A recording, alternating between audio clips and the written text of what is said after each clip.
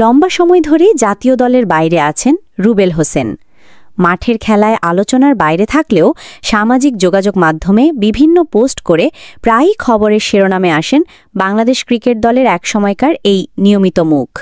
এবার সিলেটে পাথর লুট হওয়া নিয়ে সরব হলেন রুবেল। শেখ হাসিনা সরকারের পতনের পর থেকেই প্রশাসনের দুর্বলতায় সিলেটের ভোলাগঞ্জের সাদা পাথরের পাথর লুট শুরু হয়। গত কিছুদিনে এর মাত্রা ছিল কয়েকগুণ বেশি। লুটেরাদের তাণ্ডবে জনপ্রিয় পর্যটন কেন্দ্রটি এখন প্রায় পাথরহীন হয়ে পড়েছে। স্থানীয়দের অভিযোগ, বিভিন্ন রাজনৈতিক দলের প্রভাবশালী নেতাদের ইশারায় পাথর লুটের ঘটনা ঘটছে। সবচেয়ে বেশি আঙুল উঠেছে স্থানীয় বিএনপি ও যুবদলের নেতাদের বিরুদ্ধে। গত কয়েকদিনে পাথর লুটের বেশ কিছু ভিডিও ছড়িয়ে পড়লে সামাজিক যোগাযোগ মাধ্যমে নিন্দার ঝড় ওঠে।